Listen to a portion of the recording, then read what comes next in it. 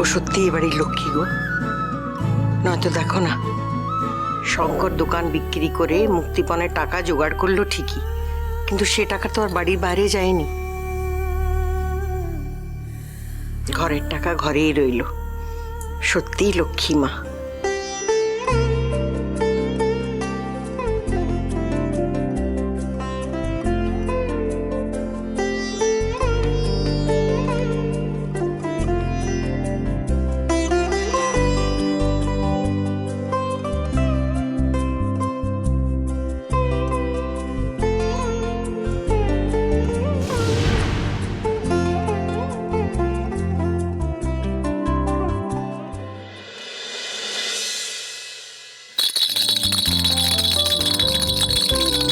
ধৃতি, ধৃতি, ধৃতি। ঐশানী দেখো না কিরকম সাড়া দিচ্ছে। হ্যাঁ হ্যাঁ, ভারী ওর নাম বুঝে গেছে। ও তো এখনো পুচকি, ওর এখনো চোখ ফোটেনি, কান তৈরি হয়নি। কান তৈরি হয়নি? তুমি দেখবে, তুমি দেখবে, দেখো। ধৃতি, ধৃতি। ঠাম্মি তোমার নাম রেখেছে ধৃতি। ধৃতি মানে লক্ষ্মী।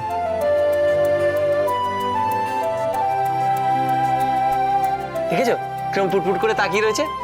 ওই দেখো হাসছে ঐশানী, ঐশানী সাড়া দিচ্ছে। তাই বুঝি? হাসছে বুঝি?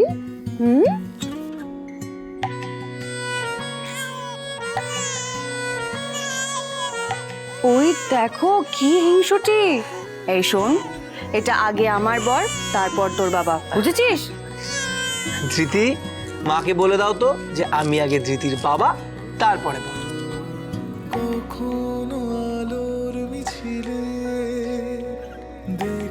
দেখেছো মেয়েও হ্যাঁ বলছে। অনেক হয়েছে, এবার মেয়ের সাথে খেলা বন্ধ করো, ওকে ঘুমোতে দাও। ধৃতি, ধৃতি, ধৃতি।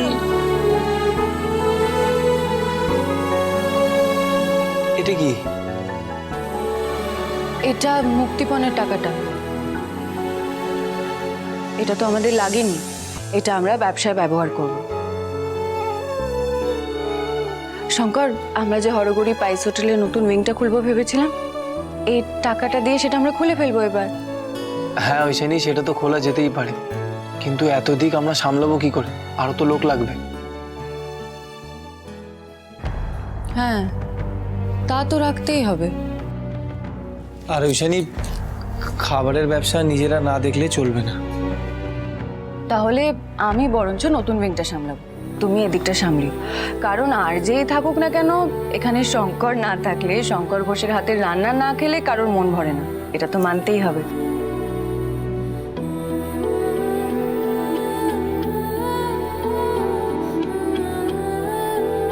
ঐশানী, হরগৌরী পাইস হোটেলের নতুন উইং খুললে তুমি সেখানে ব্যবসা দেখলে আমার কোনো আপত্তি নেই, কিন্তু তুমি যদি শুধু ব্যবসা দেখো তাহলে আমার আপত্তি আছে। আরে বাবা, আমি তো আমার মেয়েকে সামলে তবেই ব্যবসা সামলাতে যাব। আমি তোমাকে সেটা বলছি না, তোমাকে নিজের মেয়েকে সামলানো, ব্যবসা দেখা ছাড়া আরো অনেক কিছু করতে হবে। নিজের স্বপ্নের দিকে এগিয়ে যেতে হবে এবার।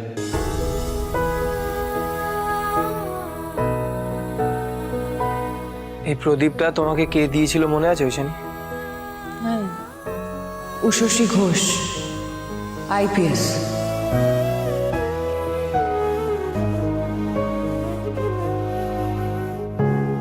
এটা তোমাদের দুজনের জন্য।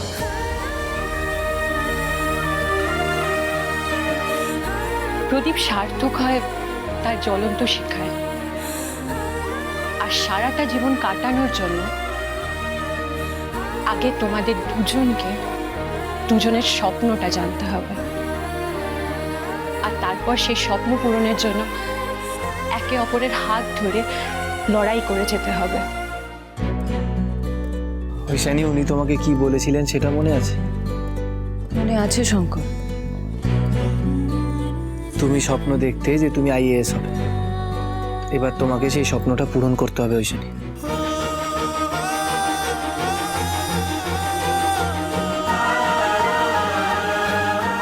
সেটা আর এখন সম্ভব নয় শঙ্কর। কেন সম্ভব নয় ঐশানী? আমার একটা পরিবার আছে, আমি এখন একজন মা হয়েছি, আর সব বাড়ির কাজ ফেলে আমি বাইরের কাজ কি করে করব? আমার স্বপ্নটা এখন অতীত।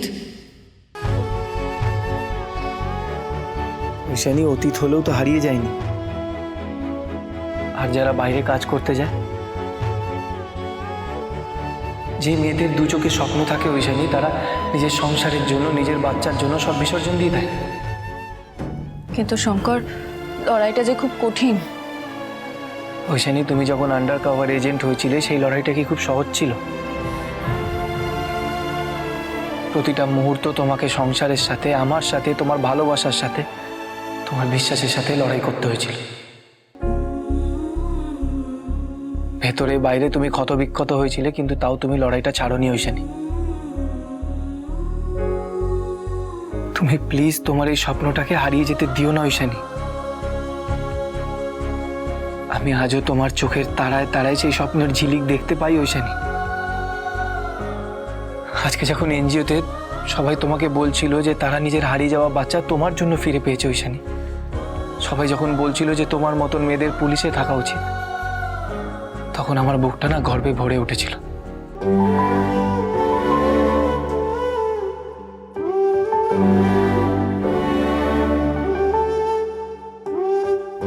আপনার মতো মানুষের আমাদের পুলিশ ফোর্সে থাকা উচিত ছিল। মা, তোমার পুলিশে কাজ করা উচিত ছিল। তুমি পুলিশ হলে মানুষের অনেক উপকার হতো। হ্যাঁ হ্যাঁ, ঠিক বলেছেন, আপনার পুলিশে যাওয়াই উচিত ছিল। ঠিকই বলেছেন, ঠিকই বলেছেন। শঙ্কর, আমি যদি আইপিএস হওয়ার পরীক্ষা দিতে চাই? আইপিএস 100 বার হবে ঐশানী আইপিএস তুমি। 100 বার, 100 বার হবে ঐশানী, 100 বার আইপিএস হবে তুমি। ঐশানী, তোমার সাহস আছে, তোমার বুদ্ধি আছে, তোমার ব্রেন অনেকের থেকেই বেশি শার্প ঐশানী। তুমি যদি পুলিশের হায়ার র্যাঙ্কে চাকরি করো ঐশানী, তাহলে তুমি মানুষের সেবা করতে পারবে, দেশের সেবা করতে পারবে। আর আমি তো সব সময় তোমার পাশে থাকবো ঐশানী। তুমি আজ থেকেই প্রস্তুতি শুরু করো।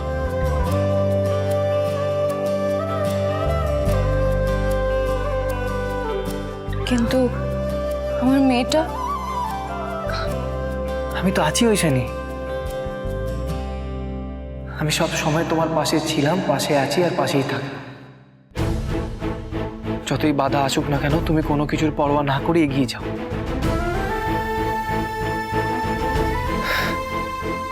এদিকে এসো।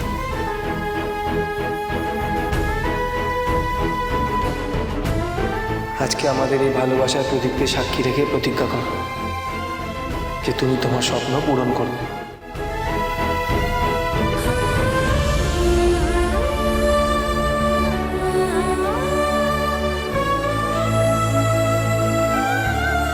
আমি প্রতিজ্ঞা করছি, আমি পারবো।